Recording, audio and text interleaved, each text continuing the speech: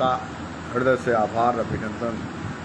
रात को 10:30 बजे से ज़्यादा 11 बजे के करीब में हैं और आज जैसे ही मौका मिला थोड़ा लेट हुआ है, लेकिन आपके बीच में लाइव पे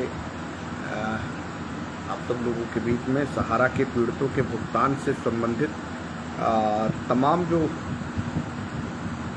जानकारियां निकल कर आ रही हैं उसको बताने के लिए एक बार पुनः आपके बीच में है। आप लोगों का हार्दिक स्वागत, अभिनंदन और वंदन। और जैसा कि आप सब लोग जानते हैं कि ऑल इंडिया जन आंदोलन संघर्ष न्याय मोर्चा देश में सहारा के पीड़ितों का भुगतान का एक बड़ा लड़ाई लड़ रहा है और तमाम कानूनी कार्रवाइयों के साथ भारत सरकार को जो आंदोलन के लोग राष्ट्रीय पटल पर पहुंचा करके जो सूचनाएं उपलब्ध कराए थे उसका असर भी अब देखने को मिलने लगा है, बड़े पैमाने पे देखने को मिल रहा है। और ईडी जैसी बड़ी संस्था जो वित्तीय मामलों में जब कोई भ्रष्टाचार के मामले होते हैं तो उसमें सबसे बड़ी संस्था जो है वो ईडी लगाई जाती है, उसके बाद सीबीआई का काम शुरू होता है। अब भारत की सरकार ने पूरी तरह से सहारा के प्रबंधन तंत्र के ऊपर शिकंजा कसना शुरू कर दिया है और ईडी की बड़ी कार्रवाइयाँ भारत सरकार की तरफ से हो रही हैं। निस्संदेह भारत के निवेशकों के लिए, चूँकि ये कानूनी मामला है और देश के 13 करोड़ इन्वेस्टरों का मामला है, पैसे से जुड़ा मामला है, इस नाते भारत सरकार ने जो बड़ी कार्रवाइयाँ करी है उसमें थोड़ा लेट लग सकता है, लेकिन जो बात हम लोग भारत सरकार तक पहुंचाना चाहते थे वो बड़ी गंभीरता के साथ भारत की सरकार तक पहुंच चुकी है और भारत सरकार इस पर पूरी कार्यवाही करती हुई नज़र आ रही है। अब ये ईडी की बड़ी कार्रवाई ये प्रमाण दे रही है कि भारत सरकार सहारा के सभी कारस्तानियों को जान चुकी है और जो आप लोग आंदोलन कर रहे थे देश में इतने बड़े पैमाने पे, इसकी गूंज भारत सरकार के कानों तक पहुंची है और ना सिर्फ कानों तक पहुंची है बल्कि भारत की सरकार इसमें देश भर के निवेशकों को पैसे वापस कराने के लिए मध्यस्थता की एक कड़ी में निकल कर के आगे भी आ रही है। और हाँ, चूँकि भ्रष्टाचार के इतने बड़े मामले, देश में लगभग 3 लाख करोड़ रुपए से ज़्यादा की संपत्ति का भ्रष्टाचार का मामला है, तमाम मनी लॉन्ड्रिंग का मामला है और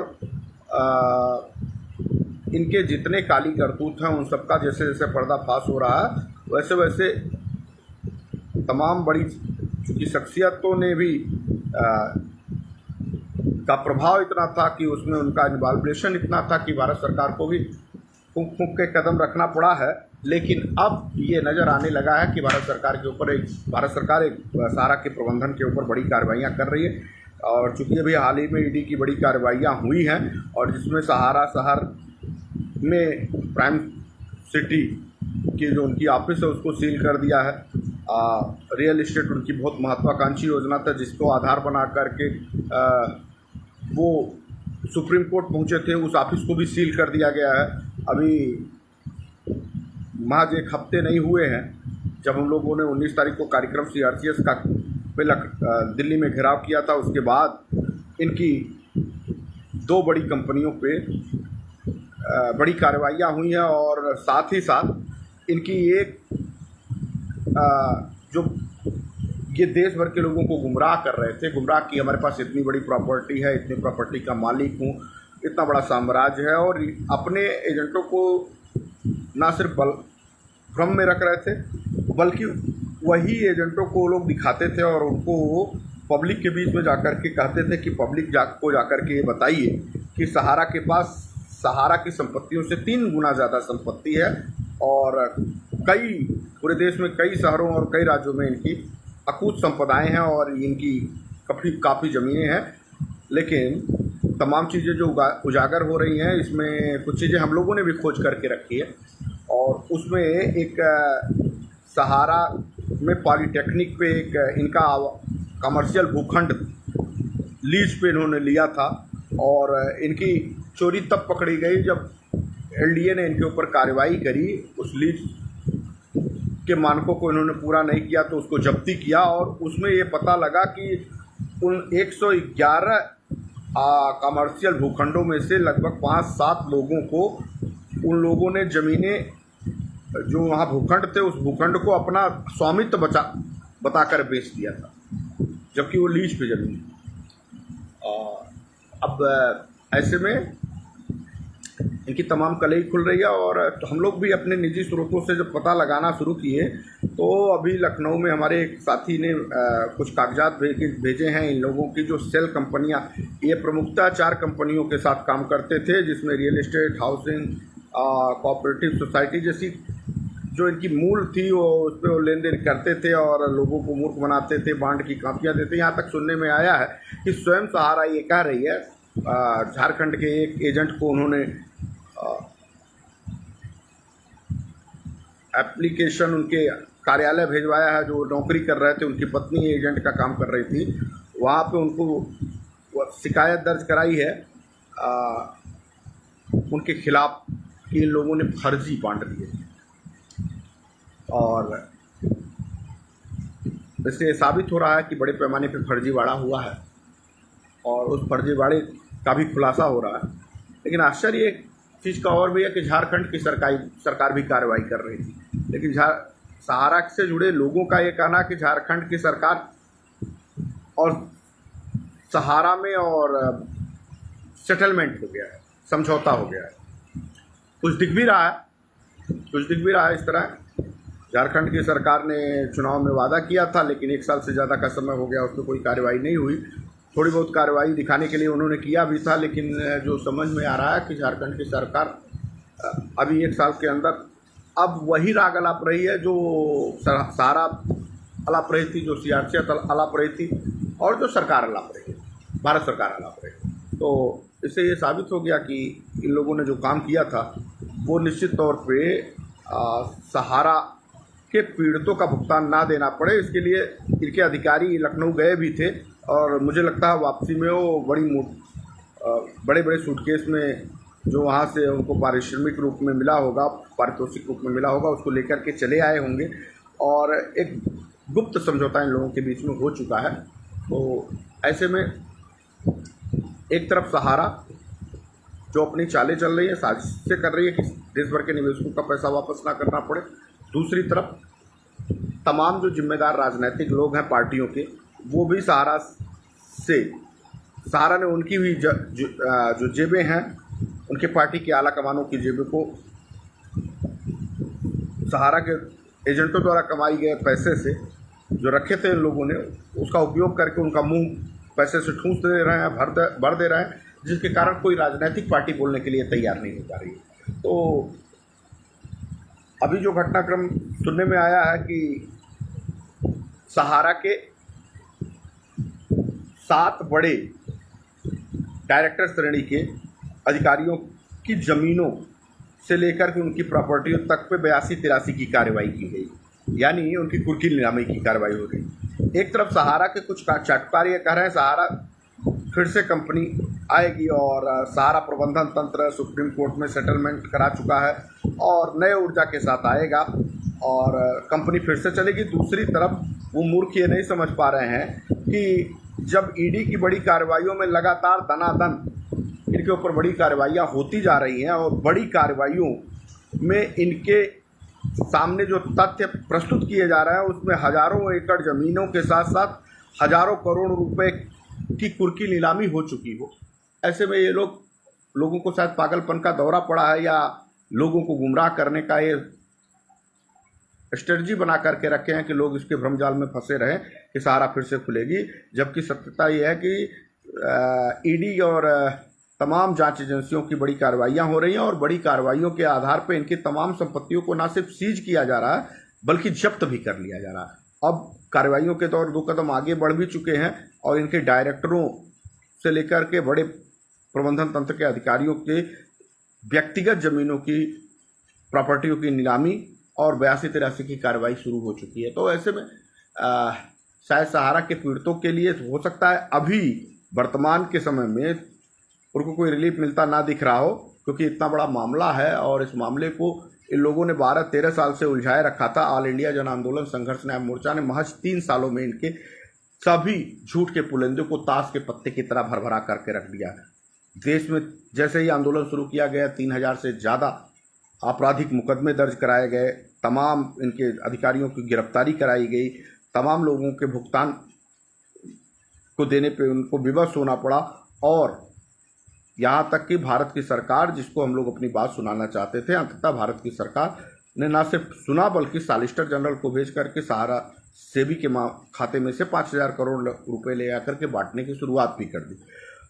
लेकिन चूंकि जो पैसे भारत सरकार सीआरसीएस से लेकर आई है उसे देश के 13 करोड़ निवेशकों का भुगतान हो पाना संभव नहीं है। आंशिक भुगतान भी संभव नहीं हो पा रहा है। 10,000 से लेकर भारत सरकार सुप्रीम कोर्ट की गाइडलाइन थी कि स्मॉल इन्वेस्टरों को बांटा जाए 10,000 रुपये, उसके बाद 50,000 रुपये तक की बात आई, इन्होंने अनुनय विनय किया होगा, लेकिन वो महज 25-30 लाख लोगों के बीच में बट गई। और आज दावा 1.5 करोड़ से ज़्यादा लोगों ने किया है। उसके बाद भी लगभग 13 करोड़ इन्वेस्टर हैं जो विभिन्न योजनाओं में पैसे लगाए हैं। उनके पैसे का कोई अभी आधिकारिक सूचना नहीं है कि किस आधार पे कैसे बांटेंगे और कौन कौन किस संपत्तियां इनके पास शेष बची हुई हैं। और इधर ये लोग बीच में इतना बड़ा खेल रहे थे कि ये लोग जो सुप्रीम कोर्ट की गाइडलाइन थी कि आप बिना सुप्रीम कोर्ट की जानकारी में कोई ज़मीनें नहीं बेच पाएंगे, उसको भी ये लोग धड़ल्ले से बेच रहे थे, औने पौने में बेच रहे थे, और वो भी सहारा के और सेबी के ज्वाइंट अकाउंट में नहीं भेज रहे थे, जिसकी जानकारी माननीय सुप्रीम कोर्ट को लग चुकी है। और एक बड़ा धमाका बड़ा आपके बीच में होने वाला है और माननीय सुप्रीम कोर्ट भी इनके ऊपर बहुत बड़ा एक्शन लेने की तैयारी बना चुका है। तो जिसको ये लोग सेटलमेंट चिल्ला रहे हैं, आने वाले दिन में आपको दिखेगा कि माननीय सुप्रीम कोर्ट ने जोर का झटका धीरे से दिया है।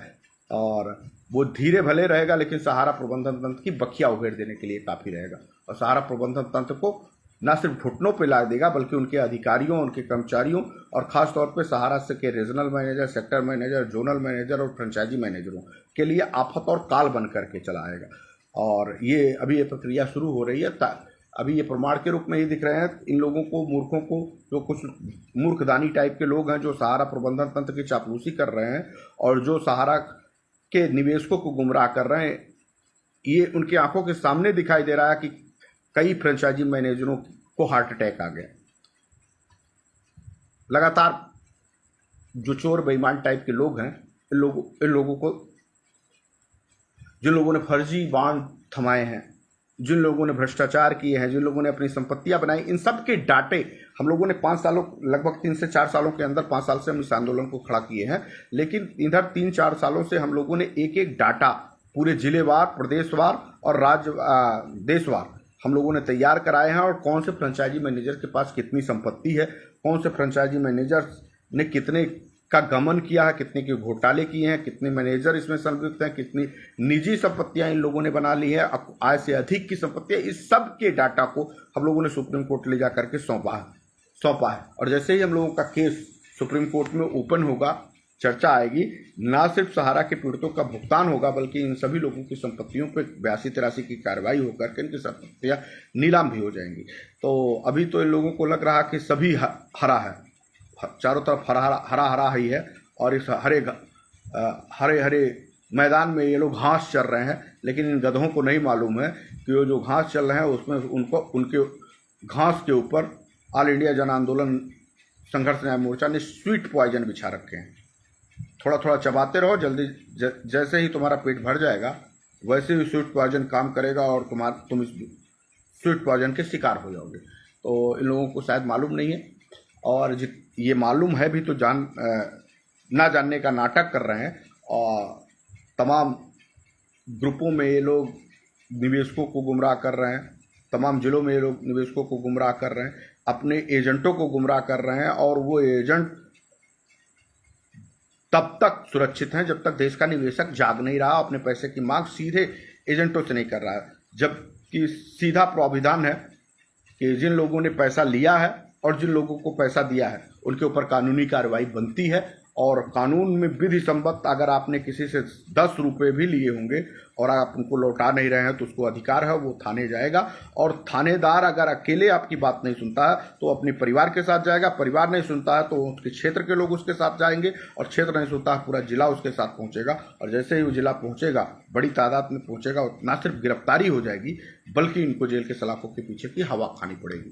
तो ये सब लोगों को तैयार रहना होगा, जितने भी देश भर के एजेंट हैं जो लोग अपने निवेशकों को गुमराह करके उनको फर्जी बॉन्ड थमाए हैं, उन लोगों को जेल के सलाखों के जाने के पीछे कोई रोक नहीं पाएगा, क्योंकि भारत की सरकार बड़े पैमाने पर एक्शन लेना शुरू कर दी है।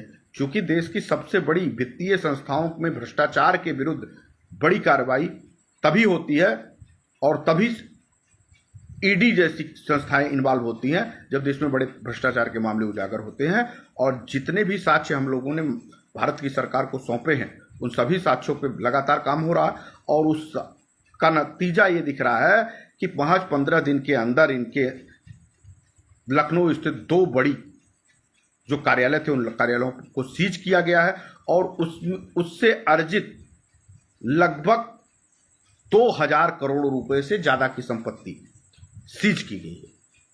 और ऐसे में कुछ संपत्तियां इनके पास और हैं जो दिखाने के लिए हाथी के दांत, हालांकि सहारा के पास हाथी के दांत हैं खाने के लिए और दिखाने के लिए कुछ और हैं। सहारा की पूरे देश में आप एनालिसिस करोगे तो सहारा की कोई ऑफिस अपनी खुद के मकानों में या खुद के भूखंडों पे नहीं थी, वो सब किराए पे लिए गए थे। कुछ चुनिंदा शहरों में इन लोगों ने अपने ऑफिसों को बनाया था और वहां पे जमीनें लेकर के सहारा की ऑफिसें खोल के बैठे थे। लेकिन इनको पहले से मालूम था कि हमको एक दिन भागना है तो किराए के मकान में भागेंगे, उनका किराया भी नहीं देंगे तो कोई हमारा कुछ उखाड़ नहीं पाएगा। लेकिन उनको ये नहीं मालूम है कि वो भारत है, और भारत में जब तक जनता नहीं जागती है तब तक आप भ्रष्टाचार कर सकते हो, तब तक आप लूट सकते हो, तब तक अत्याचार कर सकते हो। जिस दिन जनता जागती है उस दिन भ्रष्टाचारियों की जगह या तो जेल के सलाखों के पीछे होती है या तो यमराज उनको लेने के लिए चले आते हैं।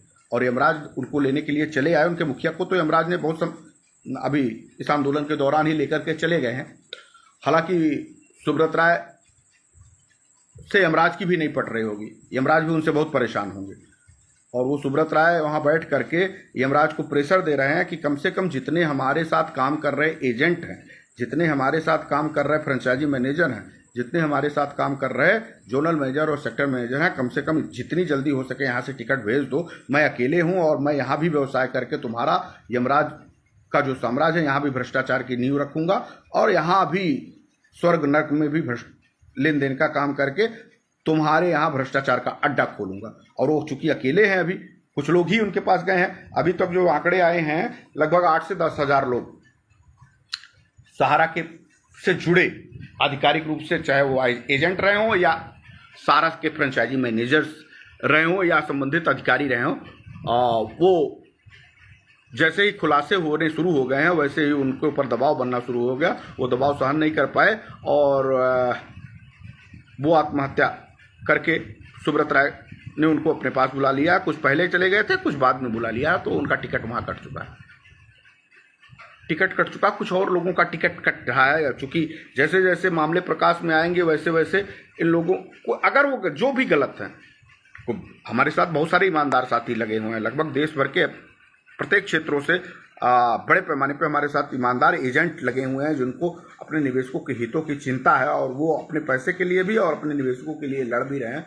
और वो किसी भी सक्षम पटल पर किसी भी सरकारी महकमे से जा करके लड़ सकते हैं, किसी भी अधिकारी से लड़ सकते हैं, किसी भी अपने पैसे के भुगतान के लिए किसी राजनेता से लड़ सकते हैं, और वो लड़ भी रहे हैं। लेकिन जो लोग अभी अपने घरों में बैठ करके जिन लोगों ने पैसा दे दिया था उनके पैसे निकलवाने का कोई प्रयास नहीं कर रहे हैं, या तो उनकी जगह जेल की सलाखों के पीछे होगी, या तो उनको सुब्रत राय द्वारा भेजे गए टिकट पे यात्रा करनी पड़ेगी और इस लोक से उस लोक को गमन करना पड़ेगा। तो उनको जाना पड़ेगा और आने वाले दिन में ऐसा होगा। जैसे जैसे कार्रवाई बढ़ रही है वैसे वैसे किसी के पास कोई और चारा नहीं है, या तो देश के निवेशकों के भुगतान के लिए उन लोगों को, सभी जमाकर्ताओं को सच बात बतानी होगी। हालांकि भारत की सरकार ने आधा से ज़्यादा हमारा काम कर दिया है,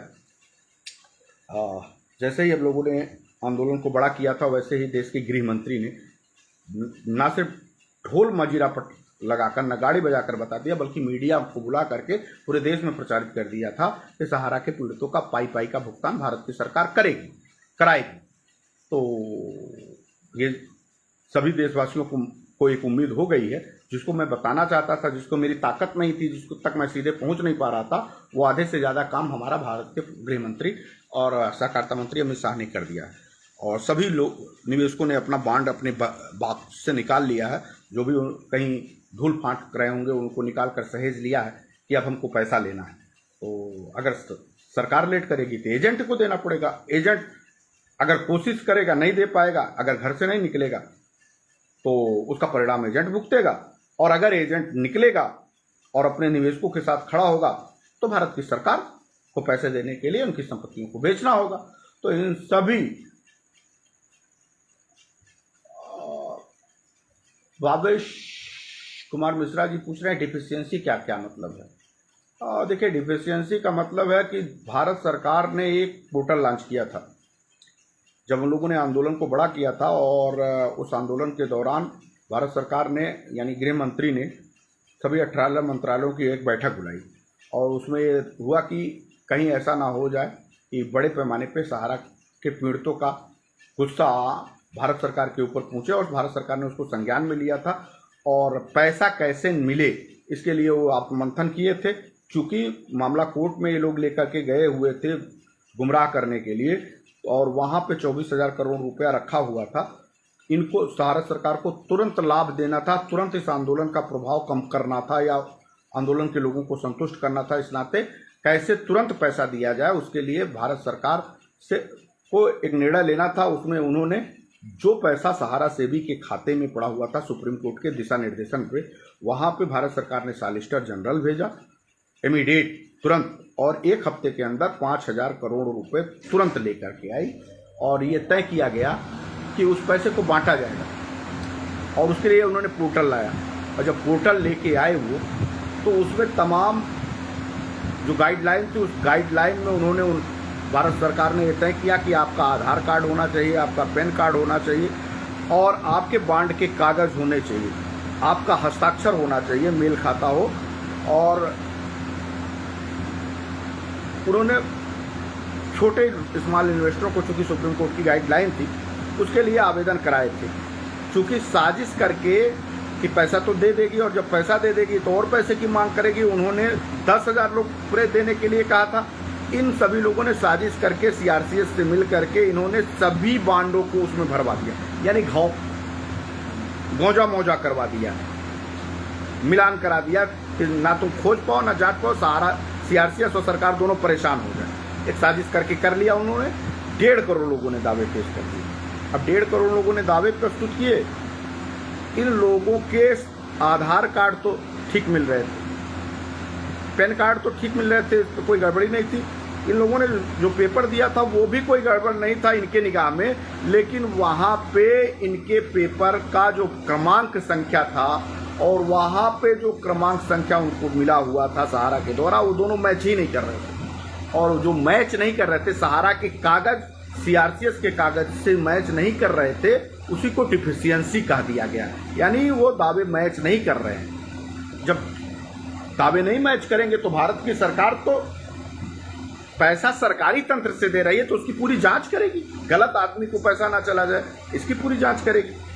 तो किसी के दस्तखत नहीं मिल रहे थे, किसी की फोटो नहीं मिल रही थी, और किसी का बॉन्ड का रजिस्ट्रेशन नंबर नहीं मिल रहा था, टैली ही नहीं कर रहा था। और जब टैली ही नहीं कर रहा था तो 1.5 करोड़ लोग जो दावे प्रस्तुत कर डाले, वो 1.5 करोड़ लोगों में से महज 20 लाख लोग वो पैसा मिल पाया, बल्कि 1 करोड़ 30 लाख लोग वैसे ही पड़े रह गए। वो भी उन लोगों को पैसा मिला जो लोग सहारा के चट्टे बट्टे थे, उन लोगों को ले जा करके दे दिया पब्लिक को पैसा। यही बात हम लोग भारत की सरकार को सुना रहे हैं कि भारत की सरकार ने महत्वाकांक्षी योजना तो लाई, हमारी बातों तो सुनी, भारत सरकार का जिंदाबाद होना चाहिए था।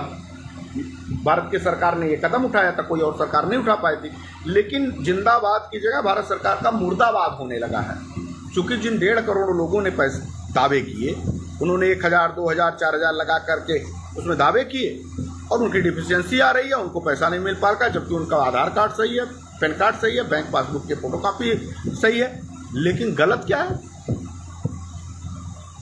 गलत है तो उनके बॉन्ड की फोटोकॉपी जो मैच नहीं कर रहा। तो सहारा के ऊपर भारत सरकार को कार्रवाई करना चाहिए बड़े पैमाने पर। उनकी जमीनें बेच देनी चाहिए। सुब्रत राय तब जिंदा थे, उनको तुरंत गिरफ्तार कर लेना चाहिए था। इसी डर में उनको हार्ट अटैक आ गया, वो ऊपर चले गए कि ये फर्जीवाड़ा पता लग जाएगा तो हम गिरफ्तार हो जाएंगे, फिर दोबारा जेल चला। तो इतनी तेज़ी से उनका दिल धड़का क्यों बंद हो गया, और वो जेल ना जाए इसके पहले इस दुनिया को छोड़कर चले गए।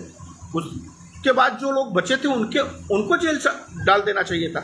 लेकिन भारत सरकार उसमें एक सुनियोजित प्रयास साजिश कर रही है, और उनकी ज़मीनों पे भारत सरकार की निगाहें हैं, उनके पैसे पे भारत सरकार की निगाहें। जितना कम पब्लिक आएगी उतने कम पब्लिक को देना पड़ेगा, बाकी संपत्तियों को इन नेताओं का बंदरबांट हो जाएगा। ऐसा आंदोलन के लोगों को शंका है। इस नाते भारत की सरकार से अभी भी बड़े पैमाने पर मांग जारी है ताकि अंतिम व्यक्तियों तक पैसा मिल जाए। तो डिफिशियंसी कुछ यही है और कोई डिफिशियंसी नहीं है।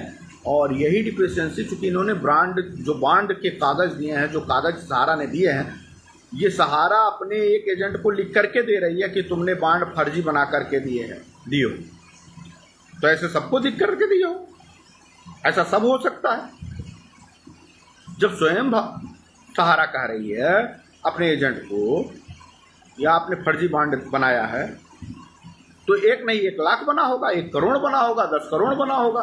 तो इन लोगों के ऊपर बड़ी कार्रवाई होगी। जो लोग हाथ में बॉन्ड के कागज़ लेकर घूम रहे हैं, उनको ये पता है कि ओरिजिनल बॉन्ड है, इन्होंने 1 लाख रुपया दिया, उनको एक कागज़ थमा दिया गया, लेकिन वो कागज़ फर्जी, सहारा खुद बता रही है वो फर्जी है। अब जो सहारा खुद ही बता रही है वो फर्जी है, तो भला सरकार कैसे वेरीफाई कर पाएगी? तो सरकार को जो हम लोग सूचना दे रहे हैं, तो ये बात भी है कि सरकार उस पर बड़ी कार्रवाई करना शुरू कर दी है। पहले भी कर रही थी, और अब चूँकि इधर 15 दिन, 20 दिन, 1 महीने से सरकार अब बड़ी कार्रवाइयाँ उनके ऊपर कर रही है और बड़ी गाज गिरा रही है। अब ईडी को पूरी तरह से फ्री हैंड करके इनकी एक एक संपत्तियों को निकलवा रही है, छान रही है, और इन पे ताले लगवा रही है, इनका सीज करवा रही है। अभी 10 दिन पहले जब लोग लखनऊ के कार्यक्रम में गए थे, तो उनका प्राइम सिटी बंद कर दिया गया था, सीज कर दिया गया था। जब हम लोग दिल्ली के कार्यक्रम पर पहुँचे, तब इन लोगों की एक रियल एस्टेट हाउसिंग और 111 आवासीय भूखंड को भी सीज कर दिया गया। और यहाँ ही नहीं, इनके बड़े अधिकारियों के संपत्तियों की भी नीलामी की तैयारी हो गई, और इनके संपत्तियों पे 82-83 की कार्रवाई भी होना शुरू हो गया, यानी कुर्की नीलामी की। तो ये बड़ी खबर है। चूँकि हमारे साथ देश भर के लाखों साथी जुड़ते हैं, प्रत्येक दिन इस फेसबुक के आईडी पे एक दिन का व्यूअर्स की संख्या 1 लाख 2 लाख है। अभी परसों हम लोग जब अपने इस डिबेट को कर रहे थे, तो हमारी संख्या 40 लाख थी, और आज के डेट में हमारी संख्या 44 लाख है। यानी 4 लाख लोग इस 4 दिन के अंदर देखे हैं सहारा के भीड़ पे। तो ये बात उनको जानना बहुत ज़रूरी है कि आपका पैसे का भुगतान अब कैसे हो सकता है। या यहाँ तक तो सारी बात ठीक है कि हम ये मामला हो रहा है, ऐसे हो जाएगा, लेकिन पैसा कैसे मिलेगा? तो उसके पैसे मिलने का भी तरीका कोई बताएगा कि नहीं बताएगा कि पैसा ये सरकार में और सहारा में उलझा रह जाएगा, हमारा पैसा नहीं मिल पाएगा? नहीं मिल पाएगा। उसका एक ही रीज़न है, एक ही तरीका है, सबको नहीं मिल पाएगा। मैं भी आपको कह रहा हूँ, पूरे 13 करोड़ इन्वेस्टर जो हैं उनको पैसा अब नहीं मिलेगा, किसी भी कीमत पे नहीं मिल पाएगा, क्योंकि सहारा ने जो भी बोला है वो झूठ बोला है। 2.5 लाख करोड़ की संपत्तियों को इन लोगों ने लूट लिया है। सहारा के पास जो वर्तमान की स्थिति है सब हवाई था। जो बची हुई संपत्ति है उसमें महज 1-1.5 लाख करोड़ रुपए भी होंगे, वो भी हैं कि नहीं है उसका कोई गारंटी नहीं है, और कब बिकेगा, कब इसकी सीज होगी, इसकी कोई गारंटी नहीं है। लेकिन अभी भी सहारा और सेबी के खाते में, और जो इधर इनकी कार्रवाई हो रही है उसमें लगभग 50,000 करोड़ रुपए। अगर आप कोर्ट में जा करके, यानी सुप्रीम कोर्ट हम लोग पहुँचे हैं, सुप्रीम कोर्ट में 1 लाख लोगों को जोड़ने की तैयारी हम लोगों की हो रही है। लगभग 8-10 हज़ार लोग जुड़ चुके हैं उसमें, 1 लाख लोग उसमें जोड़ेंगे, और 1 लाख जोड़ करके सुप्रीम कोर्ट हम लोग पहुंच रहे हैं, और सुप्रीम कोर्ट में अपना दावा प्रस्तुत कर रहे हैं। अगर हम सुप्रीम कोर्ट में अपना दावा प्रस्तुत कर दिए और आप एफिडेविट लगा करके वहाँ पे कह दिए कि हमने इसमें पैसे दिए थे इन लोगों ने कन्वर्जन करा दिए हैं, हमको पैसा नहीं दिया, बदले में कागज़ दे दिया है। तो आपके पैसे ना सिर्फ सुरक्षित हो जाएंगे बल्कि संपूर्ण भुगतान आपको मिल जाएगा। जो सुप्रीम कोर्ट बहुत पहले कह चुकी है कि इनको 15% ब्याज सहित पैसा दिया जाए, तो उससे कम नहीं मिलेगा। 15% से ब्याज उससे ज़्यादा ही मिल जाएगा, बशर्ते हम लोगों को जितनी जल्दी हो सके सुप्रीम कोर्ट पहुंचना है। और सुप्रीम कोर्ट कोई अकेले नहीं जा पाएगा, अकेले कोई लड़ नहीं पाएगा। छोटे से छोटा इन्वेस्टर और बड़े से बड़ा इन्वेस्टर को हम लोगों ने एक रास्ता दिया है। बहुत मामूली फीस है, वकीलों का पैनल हम लोगों ने तैयार किया है। आपके आधार कार्ड, आपके पैन कार्ड, आपके बैंक पासबुक की फ़ोटोकॉपी के साथ आपके बांडों की फ़ोटोकॉपी और एक वकालतनामा आप सब लोगों को देना है। और जो हम लोगों ने देश भर में पता अपने ग्रुपों में भी दिया है, आपके व्हाट्सएप, आप फेसबुक पे भी जाएंगे तो कहीं ना कहीं हम लोगों का पता मिल जाएगा। अगर नहीं समझ पाएंगे तो हमारे फेसबुक पे हमारा नंबर है, आप ले सकते हैं। हमारे तमाम पदाधिकारियों का नंबर ले सकते हैं। कैसे आप PIL में जुड़ जाएंगे सुप्रीम कोर्ट में, क्योंकि PIL लग चुकी है और उस PIL की डेट आनी बाकी है। एक बार हियरिंग भी हो चुकी है, उस पर माननीय चीफ जस्टिस ने उसको सुना है और सहारा केंद्र मेट्रो से जोड़ने के लिए उस पर कहा। तो जब चूँकि हमारी संख्या जब तक नहीं होगी तब तक सुप्रीम कोर्ट में हमारी डेट नहीं आ पाएगी। और जितनी जल्दी हम लोग सुप्रीम कोर्ट में अपना कागज़ पहुंचा दें, किसी के भरोसे रहेंगे तो कुछ नहीं होने वाला। अगर आप किसी को एजेंटों के भरोसे रहेंगे तो एजेंटों ने जितना लुटवाना था लुटवा दिया। एजेंटों से भी मैं कहूँगा अगर सहारा के साथ की तरफ मुँह देखोगे तो जेल चलो जाओगे, परिवार अनाथ हो जाएगा और आपको अंततः वही हाल होगा जो सुब्रत राय का हो गया। इनके भ्रमजाल से निकलिए, अपने निवेशकों को आगे लाइए, अपने साथ आइए और सुप्रीम कोर्ट में अपने दावे प्रस्तुत करके दावेदारी ठोक दिया जाए। दावेदारी ठोक देंगे। और बड़े पैमाने पर चूँकि सुप्रीम कोर्ट की भी गाइडलाइन है कि सुप्रीम कोर्ट जनता के पक्ष में ही सुनती है और आज जो हालात हैं वो जनता के पक्ष की है। बहुत जल्दी आपके पैसे के भुगतान के लिए ऑर्डर कॉपी आ जाएगा और जो ऑर्डर कॉपी आएगा उसको माननीय भारत सरकार को मानना पड़ेगा और वो गाइडलाइन करके चाहे इनकी संपत्ति में से और जो पैसा बचा हुआ उसी पैसे में से आपको गाइडलाइन, क्योंकि आप कागज़ ही नहीं जमा किए रहेंगे तब तक लीगली आप नहीं दिखाई देंगे, हवा में रहेंगे, आप अपना कागज़ घर पे रखे रहेंगे, फिर आपको कोई पैसा दे दे ऐसा संभव नहीं। लिहाजा आप सुप्रीम कोर्ट में अपने कागज़ के साथ आइए और उस कागज़ को प्रस्तुत करके अपने पैसे का भुगतान देंगे। यही एक अच्छा रास्ता है। फिलहाल आज के लिए हम लोग इतना ही।